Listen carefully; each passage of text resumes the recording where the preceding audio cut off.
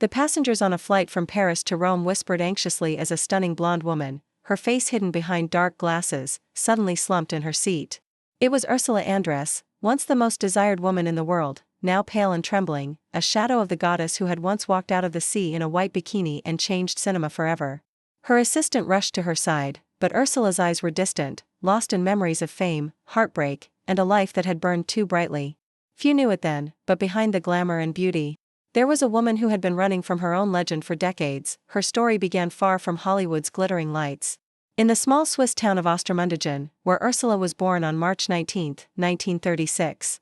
Her father, a German diplomat, disappeared during World War II, leaving her family in chaos. Her mother struggled to raise 6 children, and young Ursula learned early how fragile security could be.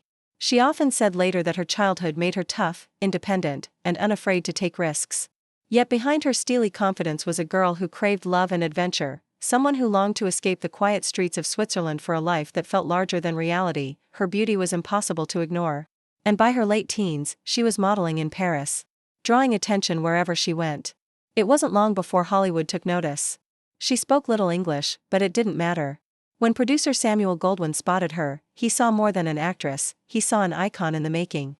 At just 20, she moved to Los Angeles, chasing dreams she barely understood, and found herself thrust into a world of flashing cameras and powerful men. She was signed to a studio contract, but roles were scarce. Her heavy accent and her reluctance to play by Hollywood's rules made her a mystery, and that mystery was about to change everything. In 1962, a single moment made her immortal.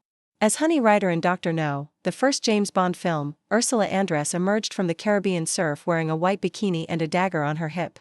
It was a scene that would define an entire generation of cinema. Overnight, she became the embodiment of desire, the first true Bond girl. The photograph of her standing against the blue water became one of the most famous images in film history. Yet behind that confident pose was a woman who had no idea what was coming. Fame arrived like a tidal wave, and it never truly let her rest again. With her newfound fame came an endless stream of attention. Men courted her, the press adored her, and filmmakers fought to capture her on screen. But Ursula's heart belonged to actor John Derek, whom she married in 1957. Their relationship was passionate but turbulent. Derek, a talented but possessive man, often tried to control her career, insisting she turn down roles he didn't approve of. When he left her for a younger woman, Ursula was devastated. It was her first major heartbreak, and it left scars she would carry for life. She threw herself into her work, appearing in films like Fun in Acapulco alongside Elvis Presley and The 10th Victim, a stylish sci-fi cult classic that showcased her strength and allure. But for all the success, Ursula struggled with the loneliness that fame brought. "People think beauty is everything," she once said, "but it's also a curse. You are seen, but you are not known."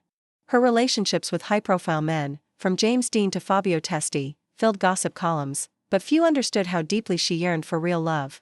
When she gave birth to her only child, Dimitri, with actor Harry Hamlin in 1980, she found new purpose.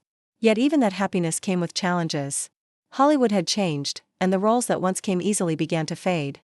The world that had worshipped her now seemed to have moved on. By the late 1980s, Ursula had quietly stepped away from the spotlight. She retreated to her home in Rome, preferring a life of privacy and art over parties and premieres. She painted, collected antiques, and occasionally appeared at film festivals, where fans would still gasp at how timeless she looked.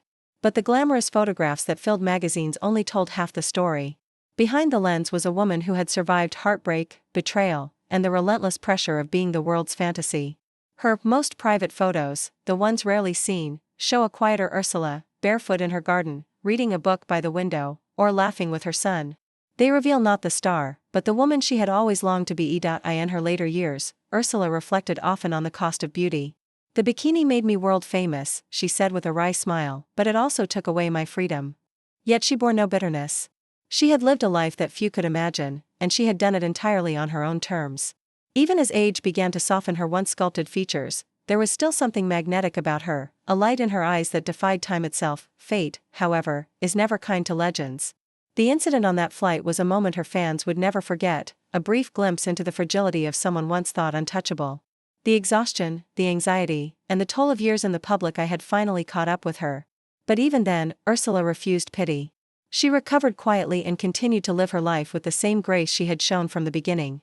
"I have no regrets," she once said. "I did what I wanted, I loved deeply, and I was never bored."